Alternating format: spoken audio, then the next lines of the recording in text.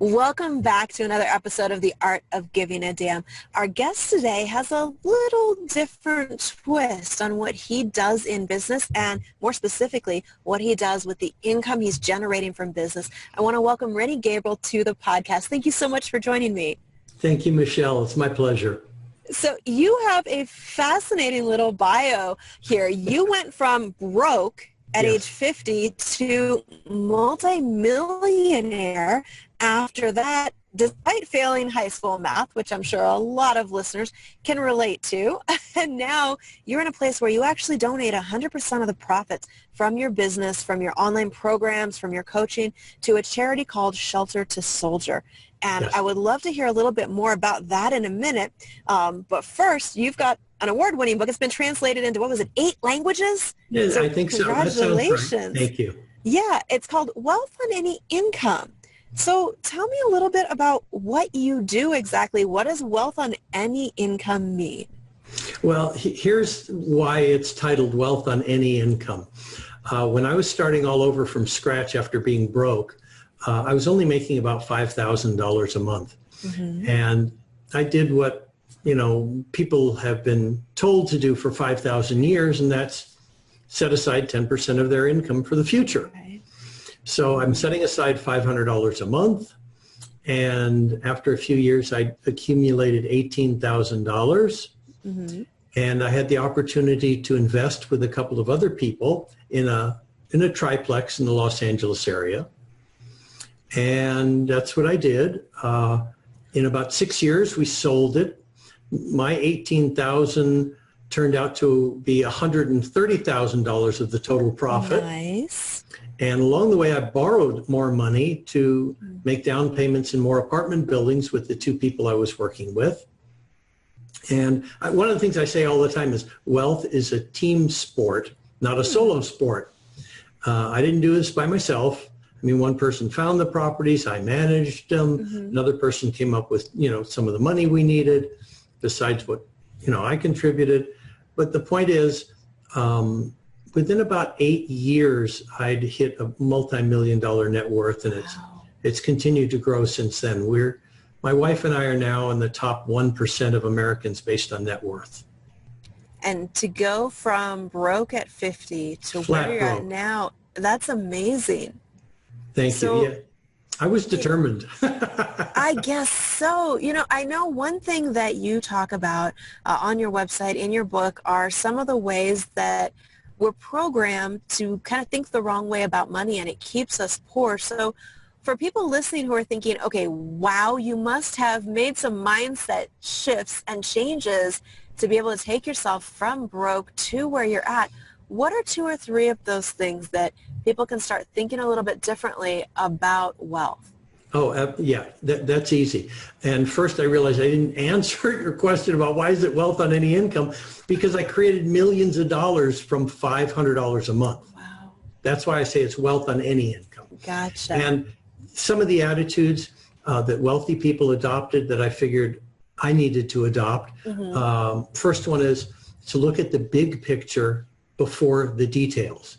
Let's say someone's thinking about buying a house or any investment, and they start to study the details. Like if it's a house, maybe they take a look at it and the carpet is frayed or worn and the faucet's dripping and the paint is peeling and the roof tiles are peeling, and it looks a mess. Right. Those are the details. Okay. The big picture is if it is in a good neighborhood and it is priced well.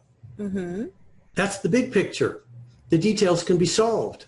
Yeah. And so that's exactly what we did. We bought buildings that had deferred maintenance, that were mismanaged, and that's where we made a lot of money. That is, you're right, a different way of looking at things to stay focused on that big picture versus the little details that do tend to grab our attention, and sometimes we focus on those instead of what the potential is. Yeah. And one of the hardest for me was to change the way I responded to information I was already familiar with. When wealthy people hear something they're familiar with, they don't make statements like, I've heard that, or I know that, or I've done that, or what. Those are statements. When wealthy people hear familiar information, what they do instead is ask questions like, how does that impact me? Or where can I apply that? Or who can support me in making the changes I need? Or when will I begin doing something different? They don't ask a why question. I mean, that's just an endless loop that goes nowhere. But the point is, they ask questions and those answers move them forward. But when you make statements, it just ends it right there. Like, I've heard that before. Well, that's not going to support any transformation. Right. That is a really important perspective shift to make, because it's easy to dismiss something you think you've heard before and not realize the potential in it, to look at it a different way, to apply more deep relationship when I like the question, when am I going to do something different? Exactly. That's a great question. Yeah. So what do you find are the most common things that especially entrepreneurs tend to do wrong when it comes to their money mindset? I know one of your things is how to spend your way to wealth and abundance. Is that something you see people are challenged with? They don't want to spend money. They don't look at that piece of it the right way? Or what are the biggest mistakes you see entrepreneurs make? Yeah, when it comes to what am I talking about, spending money to create wealth, it's aligning your financial goals with how you're spending your money. And a lot of people talk about where they want to arrive, but they don't spend money in alignment with producing that result. That's number one. Number two, people don't measure the level of pleasure they're getting based on where they're spending their money. And I just saw you tilt your head. Yeah, and that's an interesting thought. What's that about? So here's what I'm getting at. I could probably save more money by going to the grocery store and buying the kinds of healthy food that I am eating and preparing them at home. Bottom line is, I was a single parent for many years. And when I was done cooking for my kids, I was done cooking. And so I don't want to go to the grocery store. I don't want to buy food. I don't want to make food. And not only that, when my wife and I are here together, sometimes the food isn't even ready till 9 o'clock because she's busy, because I'm busy. Right. And then it goes on the table and then we find out, oh, I forgot the napkins. Oh, I forgot the salt. Oh, I want more to do. And we're hopping up and down. We're not even sitting down and enjoying the meal together. Yeah. So what I do is I spend money in alignment that creates a closer relationship with my wife, which means if she wants to know what's for dinner, I say reservations.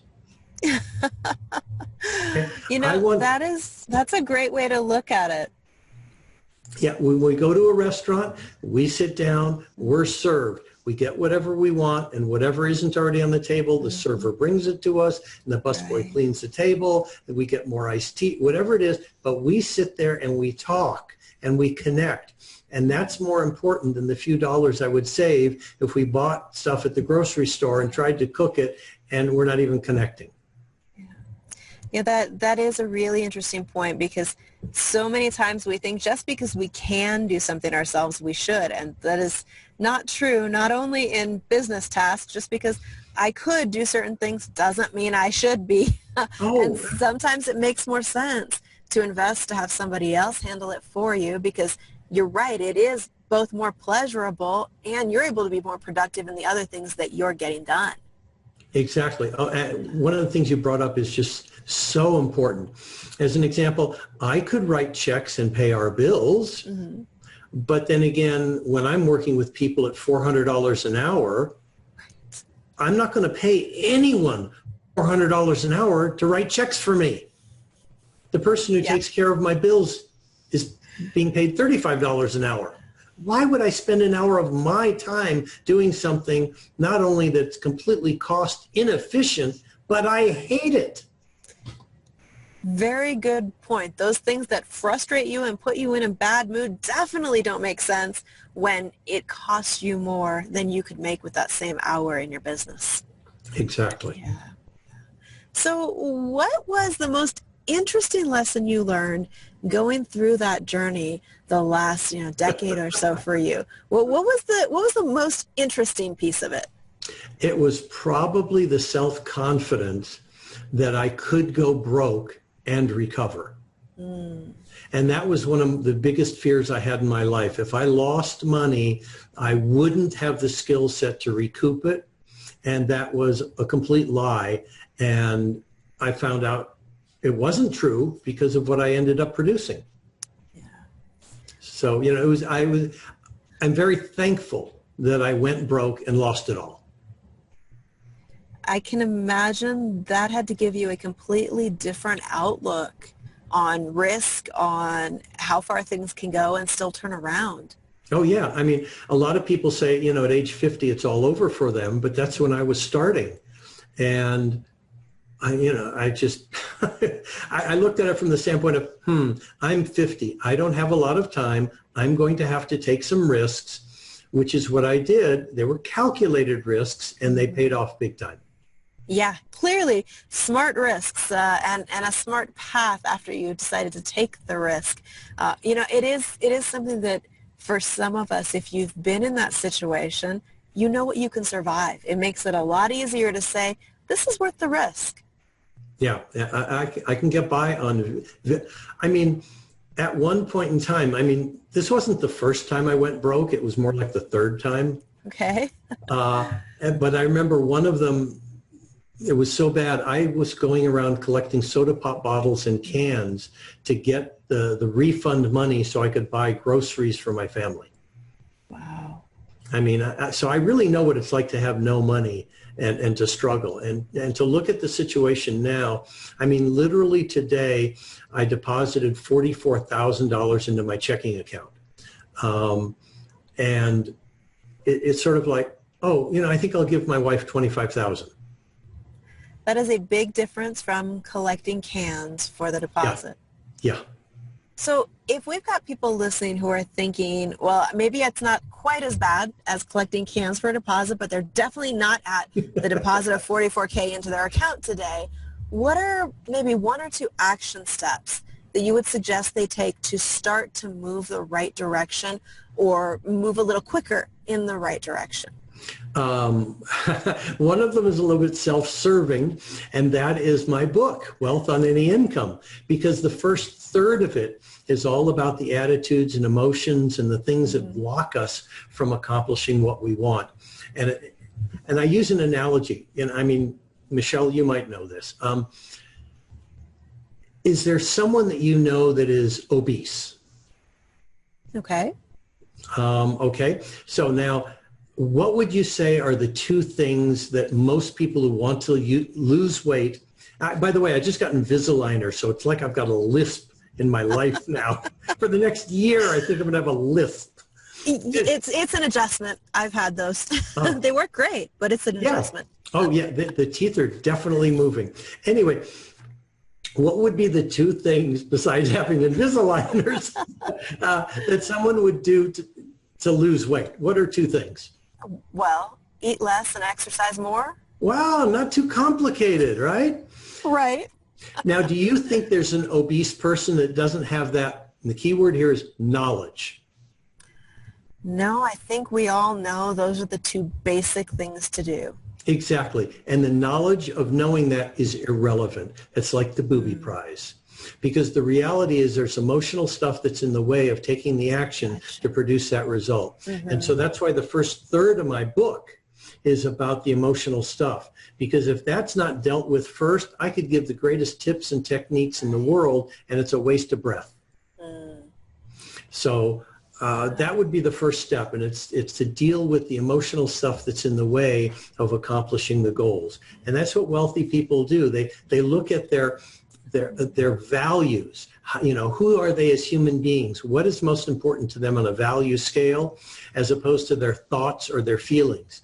Because feelings come up and that could stop the actions that people want to take.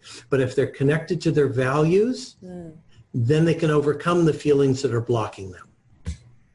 That is a fantastic thought to keep in mind. I hope everybody listening and watching, write that down. Remember that, because that makes a huge difference in how things go when you can separate the temporary feeling or emotion from what the big vision, goal, values are. You're absolutely right. I mean, I remember deciding I wanted to lose some weight, and I would go jogging in the morning. So I set my alarm clock for 5, and the right time of year at 5 o'clock, it's cold and dark. Yeah. Yeah, depending on where you live, that's not a happy time to get out of bed, No, especially outside. yeah, and if you're not used to it, it's sort of, you know what, I'm hitting the snooze button. The feelings come up. It's cold, it's dark, I don't want to do that. Okay, that doesn't work. And getting back to wealth as a team sport, what I did is I went to a neighbor that I know goes jogging, and I said, Ron, can I go jogging with you? He said, sure. Meet me tomorrow morning, 6 o'clock. We'll go together. Well, Smart. One of my values is integrity. I said to Ron, okay, I'll see you tomorrow morning. I didn't have to say, okay, I promise I will see you tomorrow morning because I will honor my word. No, all I did, I just said. You gave your word. I gave my word. I said, I'll see you tomorrow morning. So when the alarm clock went off the next morning, I still didn't feel like it, but I had to get up because I gave someone my word I was going to be there. Yeah. And that's how I got jogging. And the funny part is, it's like saving money, losing weight, exercising. I've run marathons. I did not start at 26 miles. Started with something a little smaller? Yeah, like 2 blocks. Gotcha. You got to work your way up. Exactly. And that's it. I mean, when I started setting aside some money, I started with 1 or 2%. And went to 10%, 5%, 10%, 26%. Gotcha. The point is getting started. That's a great place to start with those 2 tips of getting started. Do it with some accountability, and definitely the mindset part is huge. I know you said it's kind of self-serving, but it's really not, because for those who are not raised with the mindsets wealthy people have, who were raised with different stories around money, if we don't deal with those, we don't get past them. And the best way I've found to deal with anything, whether it's mindset around money or whether it's around your value or business or marathons, is find somebody who's done what you want to do and learn from them. I mean, that really is the fastest way to succeed. So I want to make sure everybody listening, the URL to go to get that book is wealthonanyincome.com. Wealthonanyincome.com. And if they don't want to buy the book, they can get a free summary of the book at the same website. That is a great place to start. I suspect they're going to be interested in the full copy of the book.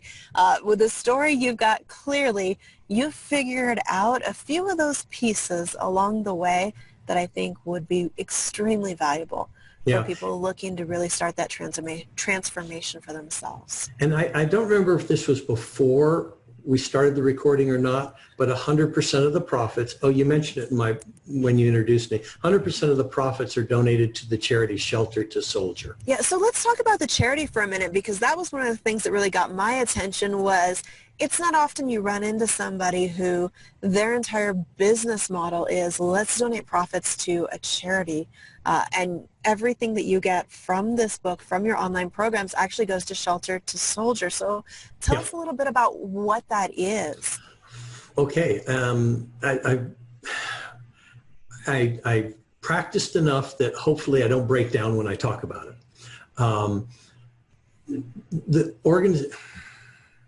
It's okay. Our veterans are coming back, allowing us to do what we do here, and are committing suicide at the rate of almost 1 an hour. And dogs, which serve a purpose in life for human beings, are euthanized by the thousands.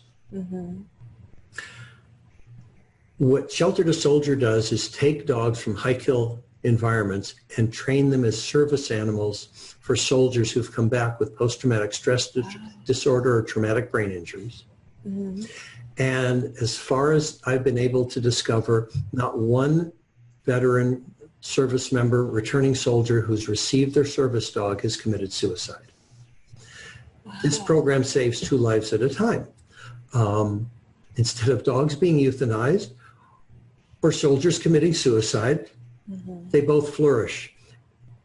And people who were not otherwise able to function, become productive members of society again and haven't killed themselves.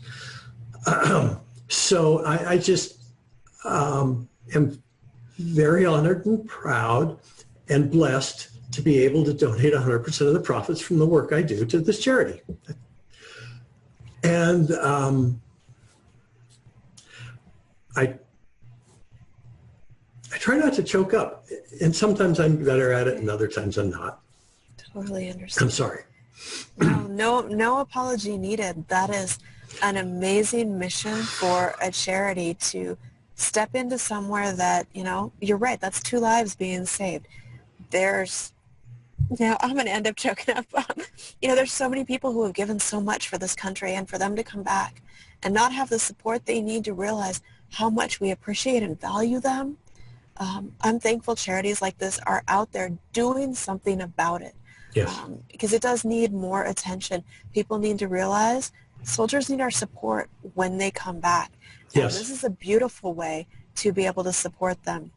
So I appreciate what you're doing with your business, that you're both donating to this charity and getting the word out to let people know that there are groups like this out there who are working to support our troops when they come back. They've given so much to us. We need to be there to support them in return. Yeah, exactly. And so I've always given to both of those causes, and this one charity does both. People can go to sheltertosoldier.org and see the work that they do and, the miracles that they perform. I just, recommend having Kleenex if you have a soft heart. That's a good tip. So get your Kleenex, get your copy of Wealth on Any Income, and know that the profits from that book are going directly to Shelter to Soldier. You can find out more about them at sheltertosoldier.org. I'll put a link below the video or by the audio, wherever you're listening to or watching this. You can check out Rennie's book. Get your copy of that, because beyond just the donation that goes to this charity, when you get yourself in a place where you can do more than just survive, where your business is bringing in an income that does more than just support you and your family, then you can do what Rennie's done and move into that space where you have enough that you can give back to the things and the causes that matter to you, which I know is huge. And that's one of my objectives. And that goes back to what we started with, which is when you look at how you're bringing in income and spending it, put it in alignment with how you want to feel and what your goals in life are. Thank you, Michelle. So thank you so much for joining me today to share some of the lessons you've learned in that amazing journey and some of the things that matter most to you. I know it's going to be an inspiration to people that are watching and listening to see the potential of what's possible to create when you do have that vision for what you want to do in life. Great. Thank you, Michelle. It's such a pleasure to be on the show and to meet you and finally connect. Yes, absolutely. So again, go to wealthonanyincome.com, get your copy of the book, and go to sheltertosoldier.org to find out more about the amazing work that charity is doing. Thank you for tuning in today. Like, rate, review, subscribe, and come back for the next episode. I'll see you there.